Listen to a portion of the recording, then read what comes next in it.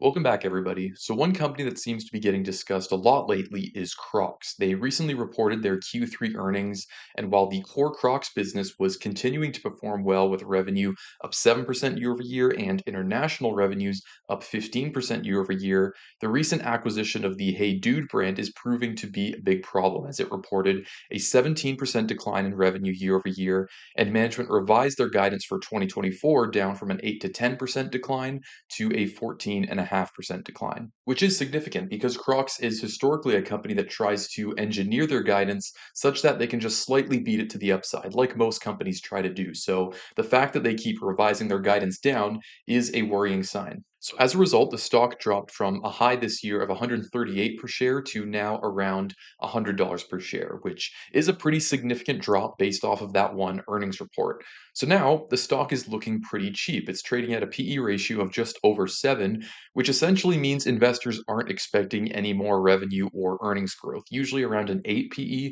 reflects what investors believe to be a stagnant company. So, in fact, it likely means that they're actually pricing in a future decline for Crocs. But the business itself does appear to be very strong. It's got very strong returns on capital in recent years, reaching as high as 70 and even 90% back in the lockdown years, and operating margins are some of the highest in the footwear industry, currently over 25% over the past 12 months, which is higher than companies like Birkenstocks and Skechers. And the company is still in the early stages of their international expansion. They're expanding into different countries in Asia and in Europe, which this is going to be a huge growth opportunity for them going forward. So now we're faced with the classic question of, is it a value trap right now, or is it actually a decent value investment at its current price? So that's what I want to talk about in this video. So for a long time, Crocs was just not a very impressive company. Revenue was stagnant and operating margins were actually negative for quite some time.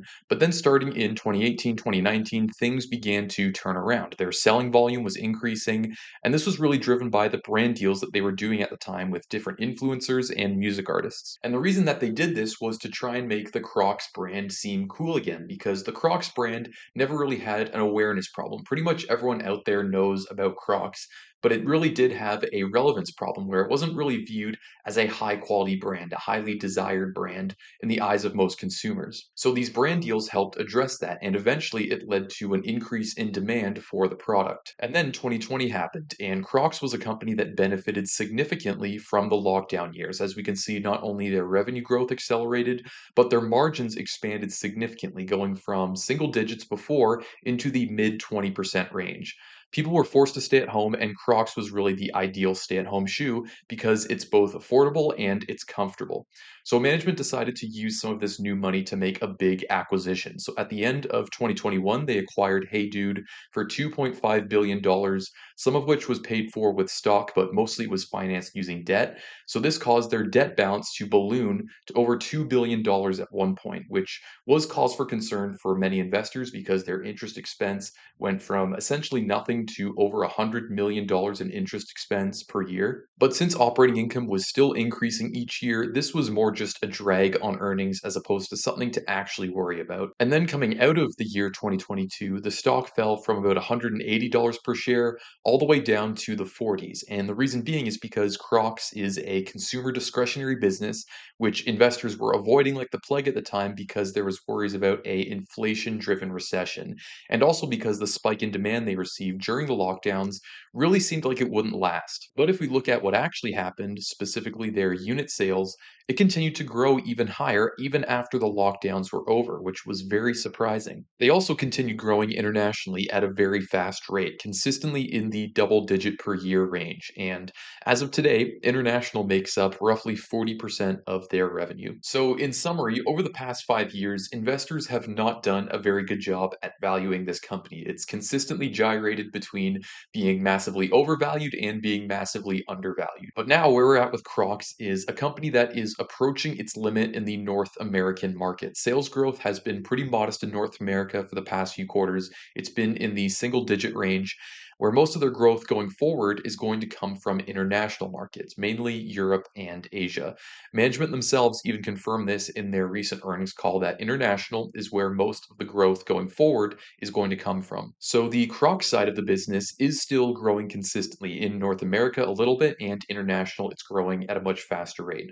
What's not growing is the HEYDUDE brand. So let's talk about this HEYDUDE acquisition and see how it's performed over the past 2 years since Crocs acquired it, because HEYDUDE is really the main reason why Crocs as a stock looks very cheap right now. And HEYDUDE is not a insignificant part of the business. It represents about 20% of their revenue right now. Once the HEYDUDE acquisition was finalized, the first thing that Crocs did was aggressively expand HEYDUDE's distribution using Crocs' own already established distribution network, which led to what looked like at the time very explosive growth for the HEYDUDE brand. For example, back in Q3 of 2022, so roughly 6 months after the acquisition had closed, they reported 87% revenue growth year over year for HEYDUDE specifically. And at the time, management was touting this growth, saying how it was exceeding their expectations, but they did kind of hint to how this was happening because of their increased distribution for HEYDUDE and how the brand was just being put in front of more people's eyes. But if we take a look at the trends more recently, it's been a noticeable decline. Once that initial distribution pipeline fill that caused that explosive growth was over,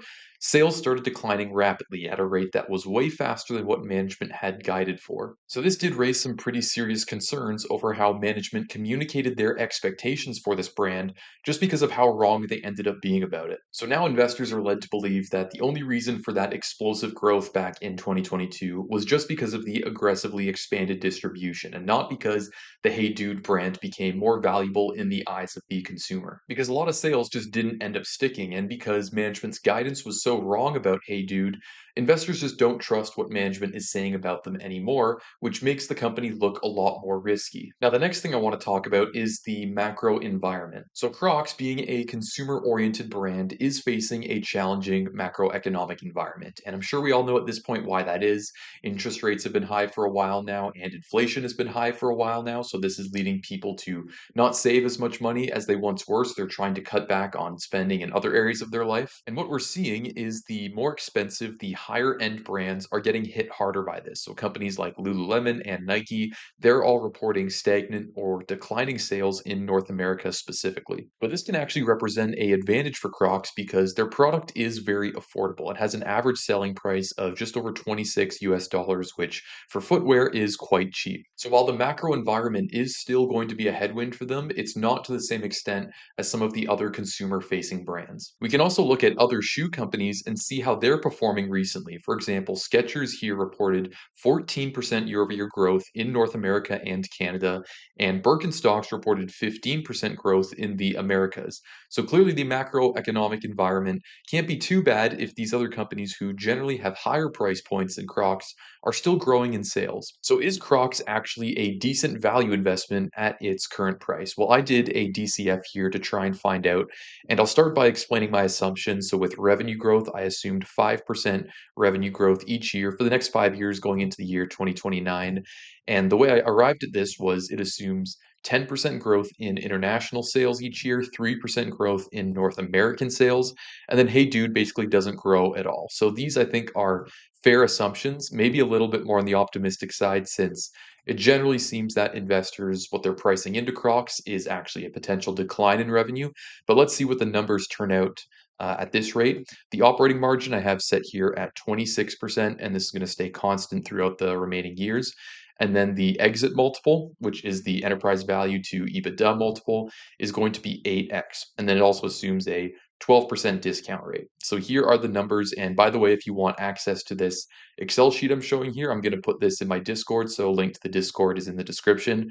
But ultimately, this gives us a intrinsic value per share of $130 versus the current price of about $106 per share. So it is slightly undervalued at this current price. Now we can change these assumptions a bit and make things a little bit less optimistic and say it has a 6x terminal multiple because this is a bit more aligned with what the company has historically traded at. Although you can't really look at historical multiples for Crocs because they are kind of all over the place because investors' expectations, especially over the past 5 years or so, have greatly gyrated about, what they think Crocs is actually going to end up doing.